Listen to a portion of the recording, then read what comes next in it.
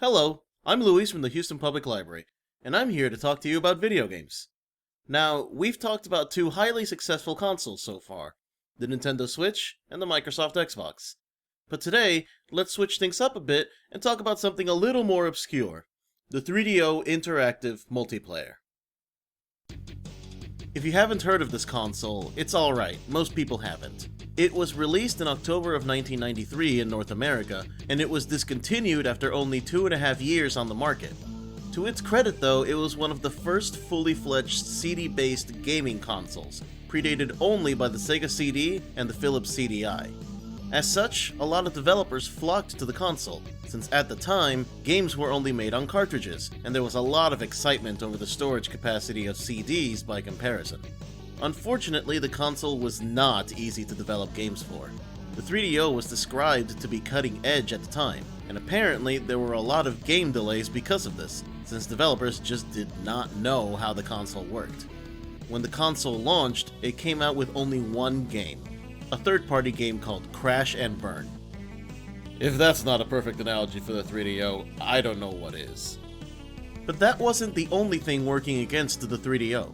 If you haven't noticed yet, I haven't mentioned who made the console. The 3DO itself was conceptualized by a company called the 3DO Company. Yeah, I know, the name is boring, just keep it moving. Said company was founded by Trip Hawkins, the founder of Electronic Arts, or EA for short. But the console itself was never manufactured by them. Instead, they designed a series of specifications that could be licensed out to other companies for manufacturing, meaning that they owned the blueprints, and other companies could pay them to use the blueprints and make the console for them.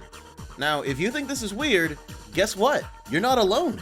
The 3DO Company is the only company that's tried to manufacture a video game console in this way, and it's led to 3 different companies making 3 different versions of the 3DO: Panasonic, Gold Star, and Sanyo.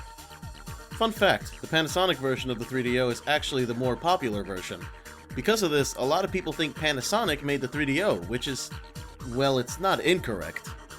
Now, video game consoles are already expensive to make, but since these companies had to pay extra money to buy the license to make the 3DO was even more expensive to make. As such, the price of the console was pretty high, since the manufacturers had to make their money back somehow. And by high, I mean $699 in 1993. Which, adjusted for inflation, is basically over $1,200 today. For reference, the Super Nintendo cost $199, and it was the most popular video game console at the time. So the 3DO cost over 3 times the price of the most accessible and popular video game console of that generation, on top of barely having any games to buy at launch. But hey, at least you can get games on CDs! All one of them. To its credit though, the 3DO was the most advanced console that had come out at that point, and the marketing for the console reflected that narrative. Unfortunately, that changed in 1995, when the Sony PlayStation and the Sega Saturn came out. The 3DO was discontinued in January of 1996, following the massive success of the PlayStation. Anyway, thank you for listening to some fun facts. If you guys liked this video, please feel free to let us know. We hope to see you soon!